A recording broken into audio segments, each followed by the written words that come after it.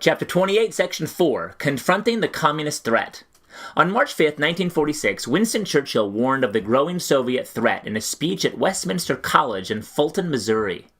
As British Prime Minister, Churchill had earned the loyalty and respect of the Allies by standing up to Nazi aggression and holding his nation together during World War II.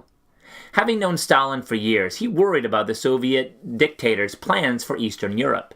In his speech, Churchill cautioned that Stalin was cutting the region off from the rest of Europe. From Stettin in the Baltic to Trieste in the Adriatic, the Prime Minister declared, an Iron Curtain has descended across the continent. The term Iron Curtain came to symbolize the growing barrier between East and West. The Iron Curtain divides Europe. By the time Churchill gave his speech, Stalin was already setting up Soviet-controlled governments in Poland and other countries of Eastern Europe. The Soviet Union's hegemony in the region had begun. Hegemony is a dominating influence of one country over others. In Romania, for example, the Soviets forced the king to appoint a pro-communist government. Once in power, Communist Party leaders used the secret police to silence all opposition. When the United States and Britain protested, the Romanian government promised early elections, but its officials manipulated the electoral process to make sure it won a majority. Bulgaria followed a similar pattern. Backed by the Soviets, local communists used threats or violence to get rid of political leaders who opposed them. Police charged the opposition party leaders with plotting to overthrow the government. A few months later, officials arrested and executed him. A similar pattern of communist takeovers occurred later in Hungary and Czechoslovakia.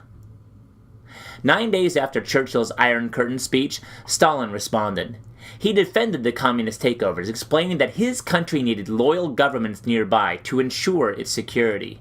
He questioned how one could see these peaceful aspirations of the Soviet Union as expansionist tendencies.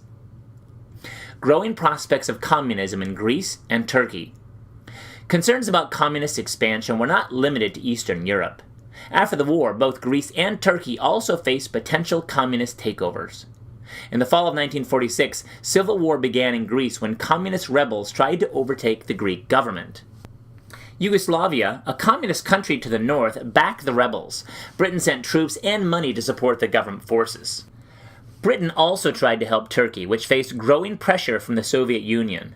The USSR sought control of vital Turkish shipping channel, the Dardanelles, which linked Soviet ports on the Black Sea with the Mediterranean. In 1947, while facing severe economic problems of its own, Britain told the United States that it could no longer afford to help Turkey or Greece. Truman advocates the containment of communism. Not long after receiving the British message, Truman addressed Congress. In that speech, he outlined a policy that became known as the Truman Doctrine. It must be the policy of the United States, he declared, to support free peoples who are resisting attempted subjugation by armed minorities or by outside pressure. He then asked lawmakers for $400 million to use to provide aid to Greece and Turkey. He explained the importance of helping these countries resist communism. The seeds of totalitarian regimes are nurtured by misery and want. They spread and grow in the evil soil of poverty and strife. They reach their full growth when the hope of a people for a better life has died. We must keep that hope alive.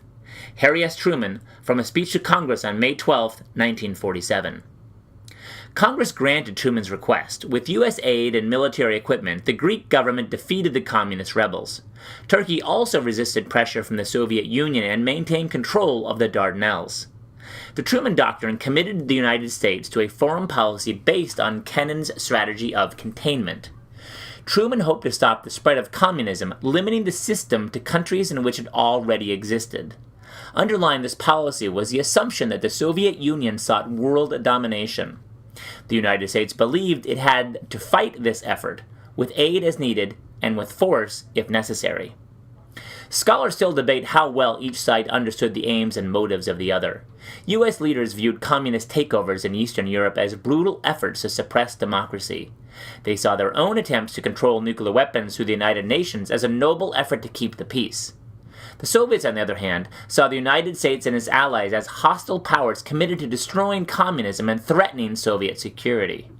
They viewed efforts to restrict nuclear weapons as a way to maintain a U.S. monopoly on atomic energy. Each side talked past the other, and as one superpower acted, the other reacted. In 1947, Truman asked Congress to reorganize the government security agencies in light of the Soviet threat. In response, Congress passed the National Security Act. This law created two new agencies, the National Security Council, NSC, and the Central Intelligence Agency, CIA. The NSC advises the president on national security issues and oversees the actions of the CIA. The CIA collects and analyzes intelligence gathered in part by agents operating in foreign countries.